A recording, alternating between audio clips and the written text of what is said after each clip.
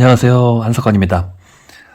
저의 책 읽기 오디오가 여러분들의 사업 성공과 꿈을 이루는 과정에 반드시 큰 도움이 될 수 있도록 노력하겠습니다.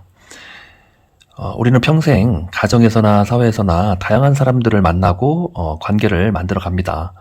말 한마디 때문에 서로의 갈등과 오해, 다툼이 생기기도 합니다. 저 사람은 왜 말을 저렇게 하는 걸까? 저 사람 때문에 내가 너무 스트레스를 받아서 미치겠다. 사업도 절대 성공할 수 없을 것 같다. 등등의 아주 심한 좌절감을 느끼기도 합니다. 그리고 또 반대로 나 자신에 대해서도 고민을 합니다. 내가 상대방에게 어떻게 말하면 더 신뢰할 수 있을까? 그리고 나의 모습이, 그리고 나의 말 한마디가 상대방에게 혹시 불쾌감을 주지는 않았나? 그리고 나의 감정적인 말 한마디, 이런 실수를 어떻게 줄일 수 있을까? 좀 더 내가 더 성숙한 모습으로 발전해보자 라는 다짐을 하기도 합니다. 특히 네트워크 마케팅 사업은 이런 관계의 기술이 우리 일반 사회 자영업이나 일반 영업과는 또 정반대의 구조를 가지고 있습니다. 일반 사회에서 자영업이나 일반 영업은 굉장히 치열한 경쟁 관계이기 때문에 상대방이 성공을 하면 나는 실패할 수밖에 없고 또 자리에서 물러날 수밖에는 없습니다. 그렇기 때문에 다른 사람의 성공을 위해서 사업을 하지는 않습니다.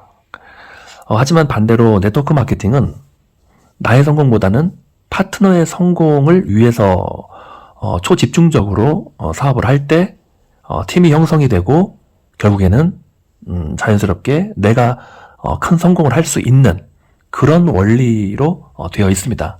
어떻게 하면 파트너를 성공시킬 수 있을까? 어떻게 하면 많은 돈을 벌 수 있게 내가 도울 수 있을까? 이런 고민을 많이 합니다. 매일 한다고 볼 수가 있을 것 같습니다.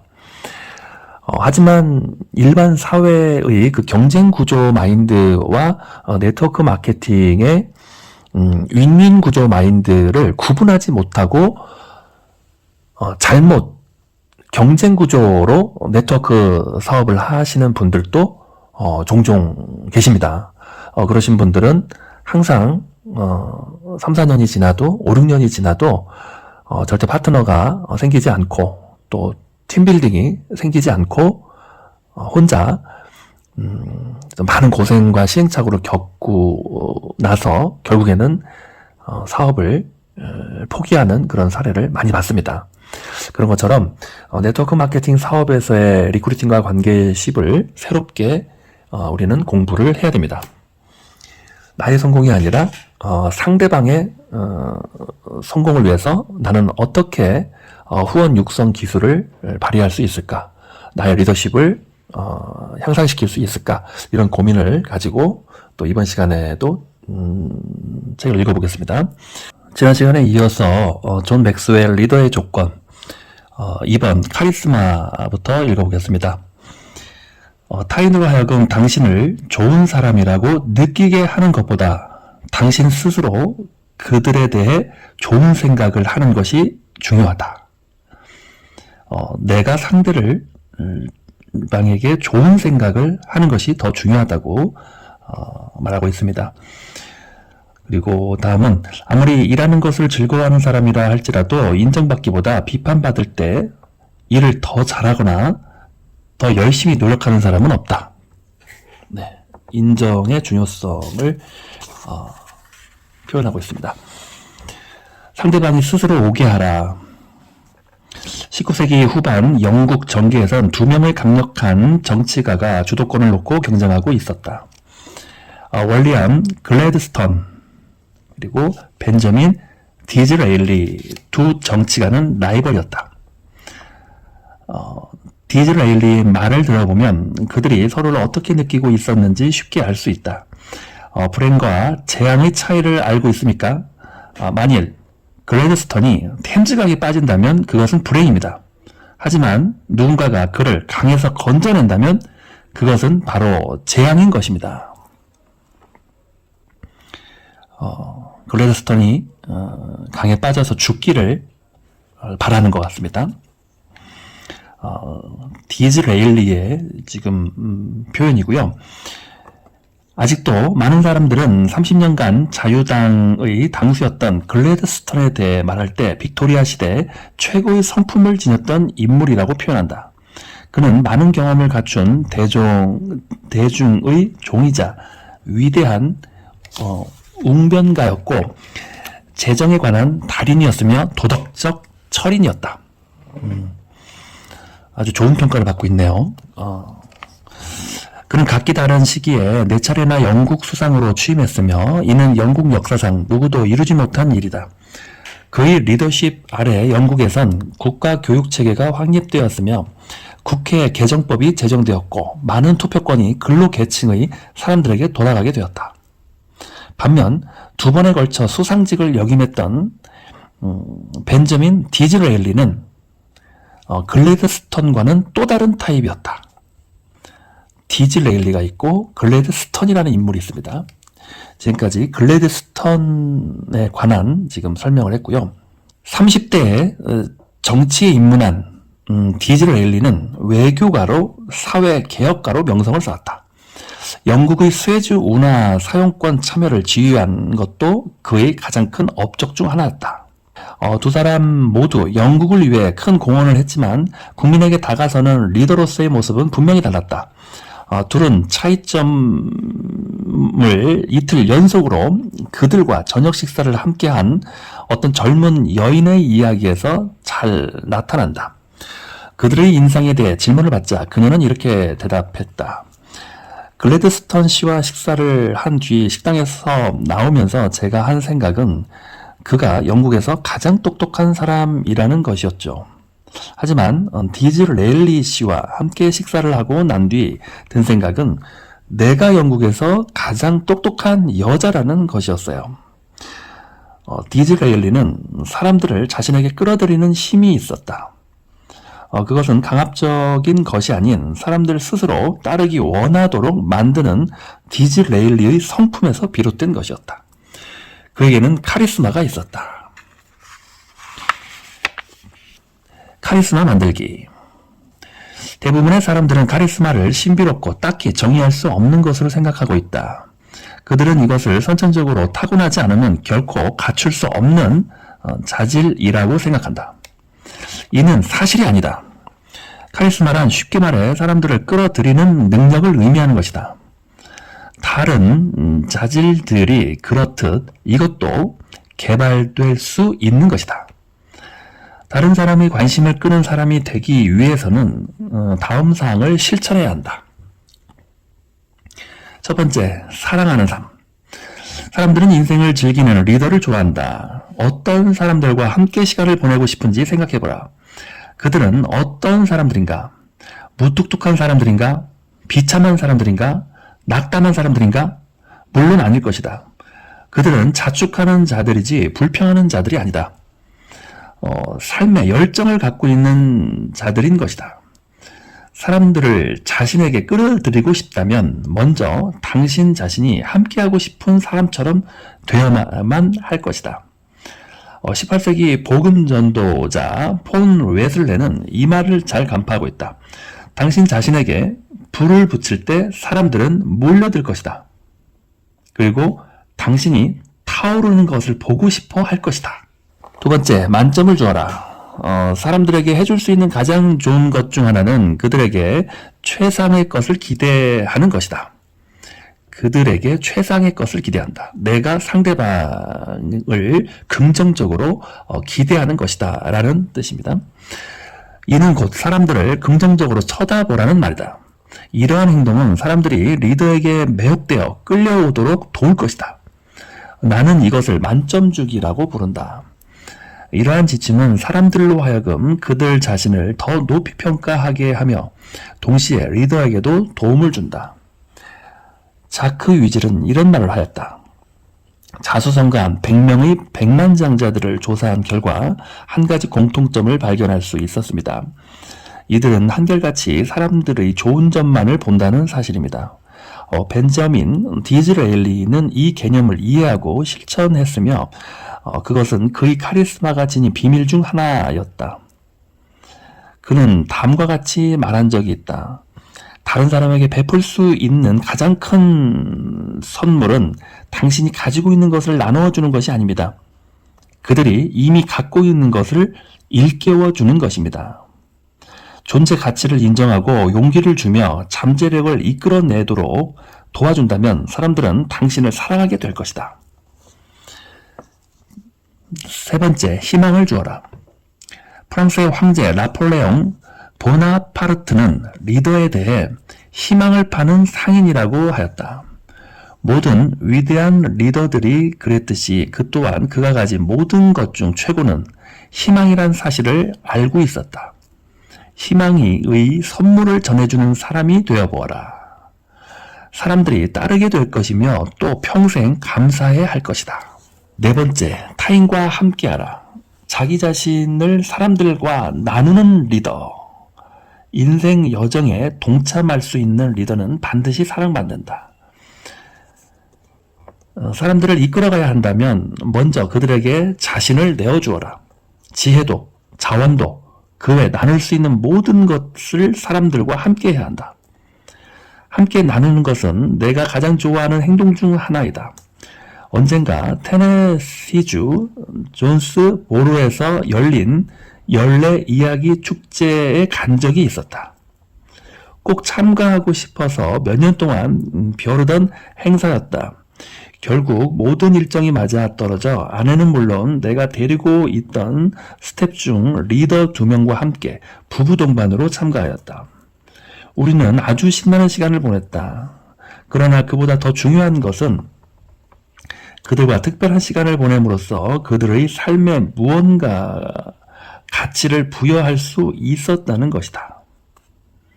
카리스마를 논할 때 그 바탕은 타인을 생각하는 것에 있다는 것을 잊어서는 안 될 것이다. 자신을 생각하기에 앞서 타인과 그들의 관심을 생각하는 것이 리더의 진정한 카리스마이다. 나의 성공에만 집착하는 것보다 파트너의 성공을 어떻게 하면 잘 후원 육성할 수 있을까? 어떤 좋은 방법이 있을까를 고민하는 리더가 네트워크 마케팅 사업에서는 가장 크고 빠른 성공을 할 수가 있습니다. 대부분의 사장님들이 자신의 성공만 관심을 갖고 있어요. 어떻게 하면 내가 잘할 수 있을까? 어떻게 하면 내가 강사가 될 수가 있을까? 어떻게 하면 내가 직급자가 될 수가 있을까?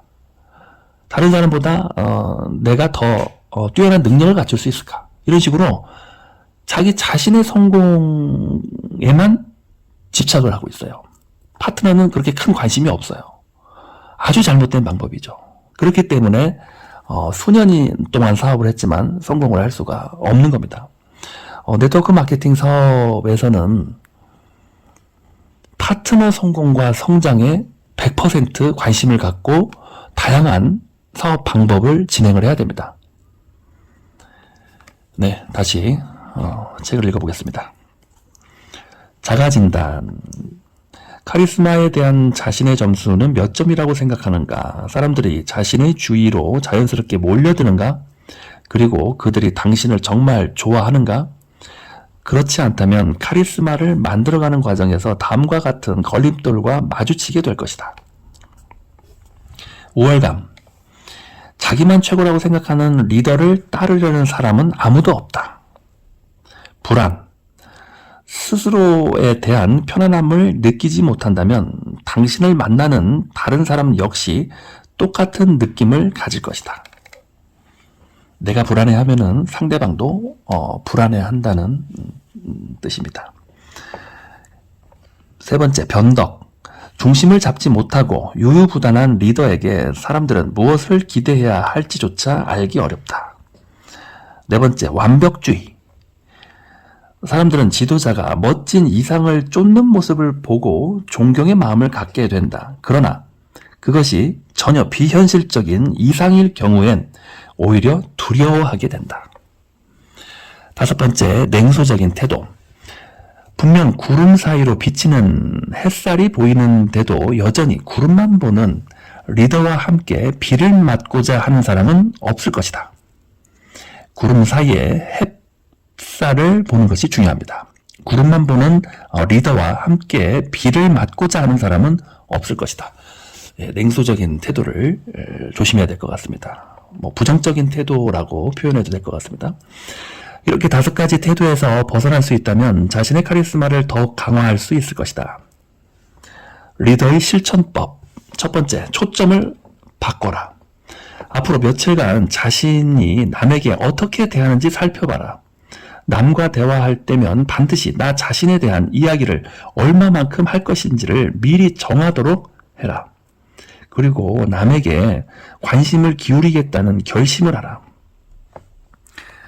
두 번째, 첫인상을 최대한 살려라. 앞으로 누군가를 처음 만날 때면 좋은 인상을 남기기 위해 최선을 다해 보아라. 이름을 기억하고 상대방의 관심사에 초점을 맞추며 긍정적으로 행동하라. 가장 중요한 것은 상대를 만점으로 대하는 것이다.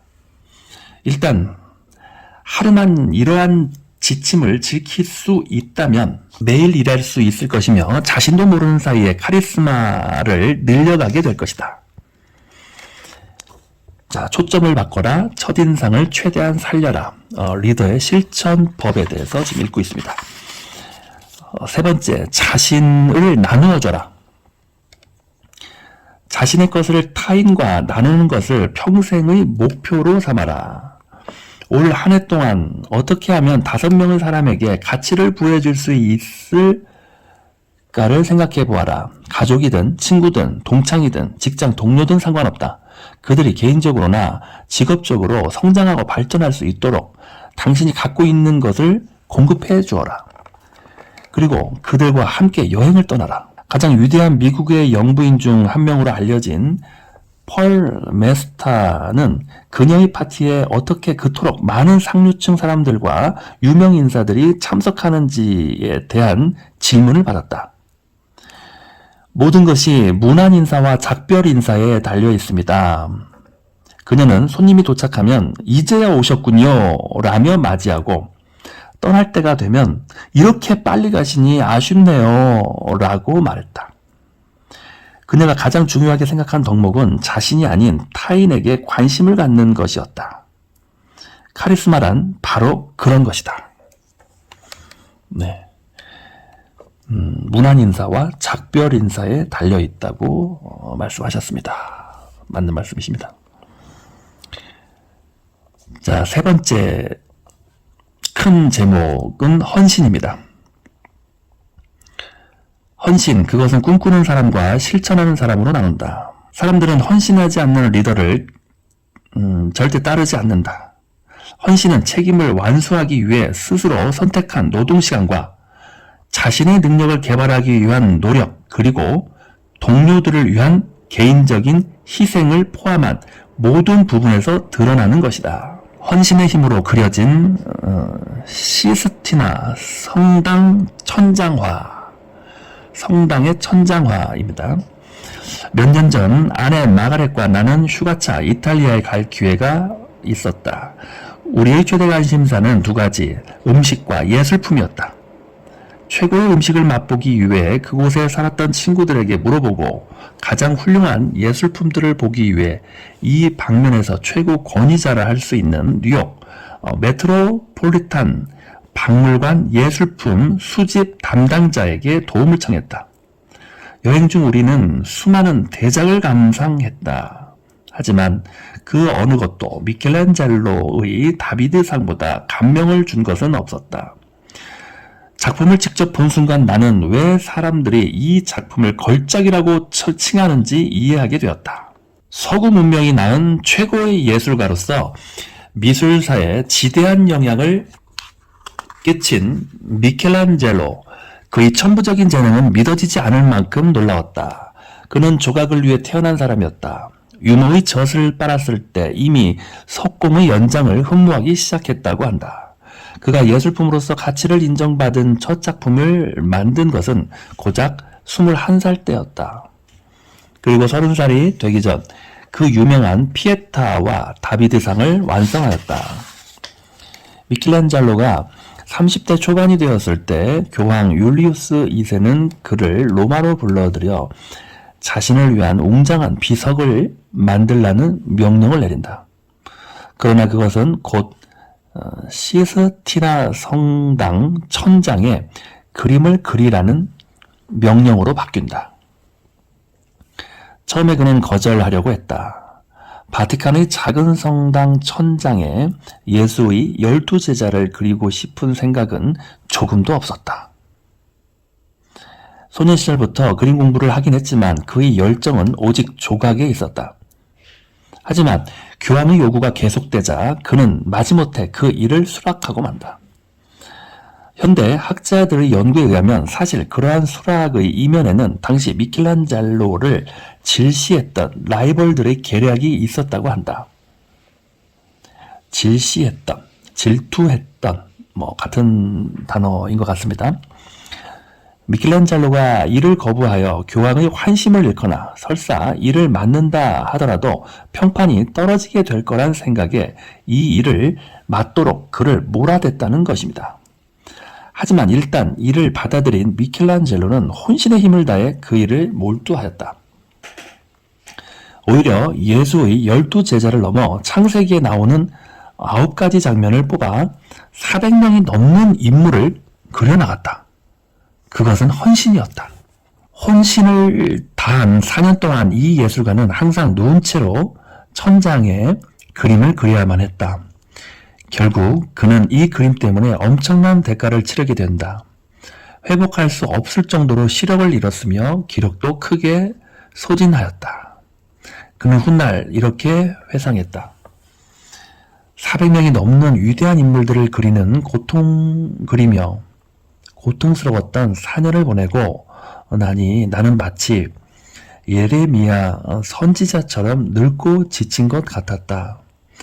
아직 37살밖에 되지 않았는데 친구들은 이미 노인처럼 늙어버린 나를 알아보지 못했다. 미켈란젤로의 헌신이 미친 영향은 참으로 광범위했다. 자신의 후원자인 교황을 기쁘게 한 그는 바티칸으로부터 다른 작품들을 오래 받는다. 그러나 이보다 더 중요한 것은 그가 예술계에 끼친 거대한 충격이었다. 그가 완성한 시스티나 성당의 프레스코, 가칠한 회벽에 수채화로 그린 그림. 프레스코는 회벽에 수채화로 그린 그림을 프레스코라고 표현합니다. 무척이나 대담하고 정교했으며 마치 살아있는 듯 보였기 때문에 그 유명한 파라엘을 포함한 수많은 동료 작가들의 기법을 바꿔놓았다. 미술학자들은 미켈란젤로의 이 걸작이 유럽 화풍의 미래를 영원히 바꿔놓았다고 말한다. 뿐만 아니라 그것은 후대의 조각과 건축 양식에도 지대한 영향을 끼치게 되었다. 위대한 업적을 가능케 한 것은 물론 그의 뛰어난 재능 때문이었다. 하지만 헌신이 없었다면 그가 이렇게까지 큰 영향력을 미칠 수 있었을까? 헌신은 멀리 내다보는 비전만을 대상으로 하는 것이 아니다.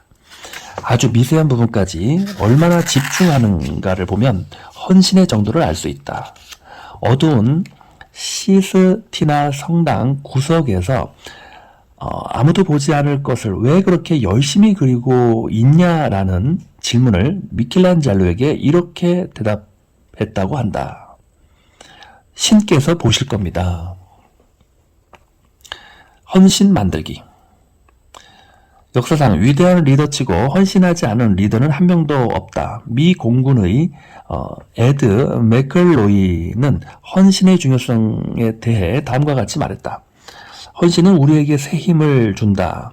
무엇이 우리에게 다가온다 할지라도 그것이 질병이든 가난이든 또는 재난이든 우리는 결코 목표에서 눈을 떼지 않을 것이다. 헌신이란 무엇인가? 이 질문에 대한 대답은 개개인에 따라 조금씩 다를 수 있다. 권투 선수에게 그것은 다운되어 넘어졌을 때 이를 극복하고 한 번 더 일어서는 것이다. 마라토너에게 그것은 힘이 조금 남아 있지 않을 때 10마일을 더 뛰는 것이다. 군인에게 그것은 고지 위에서 무엇이 기다리고 있는지 알 수 없어도 용기를 내어 올라가는 것이다. 선교사에게 그것은 타인을 위해 자신의 편안함과 작별하는 것이다. 리더에게 그것은 위에서 언급한 모든 것은 물론 그 이상을 요구하는 것이다. 왜냐하면 이 모든 사람들이 리더를 의지하기 때문이다. 훌륭한 리더가 되고 싶은가? 그렇다면 헌신하라. 참된 헌신은 사람들에게 영감을 주고 그들을 매혹시킨다. 헌신은 당신 스스로 확신이 서 있다는 사람을 사람들에게 보여준다. 하고자 하는 일에 스스로 확신하지 않는다면 아무것도 당신을 믿고 따르지 않을 것이다. 잊지 말아야 할 것이 있다. 그것은 사람들이 당신의 비전에 동참하는 데 앞서 과연 당신을 리더로 인정할 수 있을 것인가를 판단한다는 것이다. 헌신이란 무엇인가? 다음의 3가지 사항을 잘 읽어보기 바란다. 첫 번째, 헌신은 전력을 다하는 마음에서 시작된다. 몇몇 사람들은 어떠한 헌신을 행하기도 전에 모든 일이 완벽하게 이루어지길 바란다. 하지만 헌신은 언제나 성취를 우선한다. 경마장에서 우승마들은 첫 2분의 1마일을 돌고 나면 산소를 모두 소진한다고 한다. 그럼에도 불구하고 이를 극복한 채 결승전까지 남은 거리를 전력으로 뛴다. 모든 위대한 선수들 역시 운동함에 있어 전력을 다하는 마음을 가장 중요시 여긴다. NBA의 살아있는 전설, 신화, 마이클 조던은 그 이유를 이렇게 설명하고 있다. 위대한 선수와 좋은 선수의 차이는 바로 전력을 다하는 마음가짐이 있느냐 없느냐에서 드러납니다. 만일 리더로서 남과 구별된 삶을 살고 싶다면 자신이 정말로 헌신하고 있는지 마음을 들여다보아야 할 것이다. 두 번째, 헌신은 행동으로 평가받는다. 헌신을 말하는 것과 헌신을 행하는 것은 전혀 다른 것이다. 헌신을 가늠하는 것은 오직 하나, 행동이다. 아더 고드는 이 점을 잘 인식하고 있었다. 말하는 것보다 쉬운 것은 없다. 반면 말한 것을 매일매일 실천하는 것보다 어려운 것은 없다. 어떤 선거에서 당선된 신임 판사에 대한 이야기를 들은 적이 있다. 당선 수락 연설에서 그는 이렇게 말했다고 한다. 제게 표를 주겠다고 약속하셨던 424명의 유권자들에게 감사드립니다. 그리고 저를 찍었다고 말씀하신 316명에게 감사드립니다. 또 지난 화요일 투표하러 나오신 47명과 실제로 제게 표를 주신 26명에게 감사드립니다. 끝까지 헌신한다는 점에서 당신은 어떤 사람인가? 세 번째, 헌신은 성취의 문을 열어준다. 우리는 리더로서 많은 장애물과 반대를 만나게 될 것이다. 때에 따라서는 오직 헌신만이 우리를 앞으로 이끄는 경우가 있다. 데이빗 맥럴리는 다음과 같이 말했다. 헌신은 정하려는 마음의 적이다. 그것은 우리가 아무리 녹다운 된다 할지라도 줄기차게 일어나 매진하겠다는 약속이기 때문이다. 무엇이든 가치 있는 일을 이루고 싶다면 반드시 헌신해야만 할 것이다. 자가진단. 4가지 형태의 사람들이 있다. 첫 번째, 쉽게 포기하는 자들. 목표도 없을 뿐더러 헌신도 하지 않는 사람들이다. 두 번째, 참여를 꺼리는 자들. 자신의 목표를 다달할 수 있을지 몰라서 헌신하기를 두려워하는 사람들이다. 세 번째, 낙오자들. 목표를 향해 출발하지만 일이 힘들어지면 포기하는 사람들이다. 네 번째, 총력을 다하는 자들. 목표를 세우고 헌신하며 그 목표에 도달하기 위해 값을 치르는 사람들이다. 당신은 이 중에 어떤 사람인가? 자신의 목표를 달성한 적이 있는가? 할 수 있다고 믿는 모든 것을 현재 이루고 있는가? 사람들이 당신을 믿고 따르려 하는가? 이 중 하나라도 아니오라고 대답했다면 문제는 바로 자신의 헌신 정도에 있는 것이다. 리더의 실천법 첫 번째, 헌신을 측정해 본다. 때로 우리는 자신이 무언가에 헌신하고 있다고 생각한다. 하지만 우리의 행동을 관찰해 보면 그렇지 않을 경우가 많다. 달력과 영수증을 펼쳐 놓아라. 그리고 시간과 돈을 어디에 사용했는지 집계해 보아라. 봉사에, 가족에, 그리고 건강과 여가 활동에 또는 다른 것들을 위해 얼마나 많은 시간을 할애했는지 살펴보아라. 마찬가지로 생활비나 문화비, 자기개발비 혹은 남을 돕는데 얼마나 지출했는지 계산해 보아라. 이것이 바로 각자의 헌신을 그대로 보여주는 척도이다. 누구나 자신의 결과를 보고 놀라게 될 것이다. 자, 리더의 측정법 두 번째입니다. 목숨 걸만한 것을 찾는다. 모든 리더가 스스로에게 묻는 질문이 있다고 한다. 나는 무엇을 위해 죽을 것인가? 정말로 마지막 선택을 해야 한다면 결과에 상관없이 끝까지 하고 싶은 일은 무엇인가? 시간을 내어 이 문제에 대해 깊이 생각하고 깨닫는 것을 기록하라. 그리고 자신의 행동이 그것과 일치하는지를 보아라. 자, 리더의 실천법 세 번째입니다. 에디슨의 발명을 사용한다. 만일 헌신으로 가는 첫 단계에 문제가 있다면 토마스 에디슨이 했던 것처럼 해보는 것도 좋다. 그는 좋은 발명품에 대해 아이디어가 떠오르면 각 신문사에 전화를 걸어 기자회견을 예고했다. 그러고는 곧장 연구소에 들어가 어떻게든 그 시간 내에 발명을 마무리하였다. 자신의 계획을 사람들 앞에서 공포하라. 그것을 이루기 위해 더욱 헌신하는 자신을 보게 될 것이다. 자, 3장의 헌신 마지막 부분을 읽어보겠습니다. 전 프로 농구 선수인 빌 브래들리는 15살 때 에드 맥컬리는 보스턴 셀틱스 소속으로 1950년대 아주 상당히 유명한 농구 스타의 이름입니다. 에드 맥컬리의 여름 농구 캠프에 참가하였다. 그 캠프에서 맥컬리는 브래들리의 인생을 확 바꾸게 될 말을 건넸다고 한다. 자, 15살 브래들리에게 인생을 확 바꾸게 될 말이 어떤 말인지 한번 읽어보겠습니다. 명심하거라. 최고의 기량에 이르기 위해 항상 매 게임마다 최선을 다해야 한다. 그렇지 않으면 언젠가는 너와 똑같은 기량을 갖춘 선수가 나타날 것이고 그 다음 시합에서 맞붙게 된다면 넌 그를 따라갈 수 없게 된단다. 빌 브래들리는 이제 프로 농구 선수가 되었네요. 네, 이렇게 지금 3번 헌신 부분까지 읽었고요. 1번이 성품, 2번이 카리스마, 3번이 헌신입니다. 지금 리더의 조건의 3장까지 오늘 읽었습니다. 전체적으로 지금 21번까지 있어요.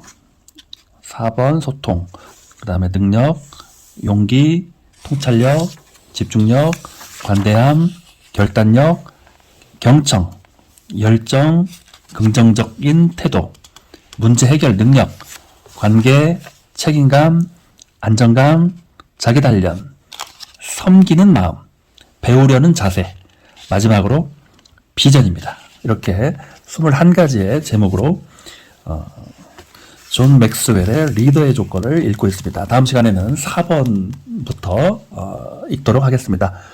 경청해 주셔서 대단히 감사합니다.